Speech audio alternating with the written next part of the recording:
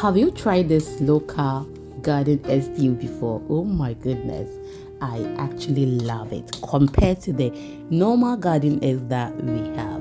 If I say the normal one, I know you understand. So we are making simple dinner today, and I'm very sure you're going to love this stew and you are going to try. Hello, nice to meet you. My name is Lina, and if today is the first time here, please do not hesitate to subscribe because you're going to enjoy this channel. And to my returning ones, you are awesome. I will leave you here to enjoy the rest of the video, and do not forget to like, comment, share, subscribe, and I will see you in the next one.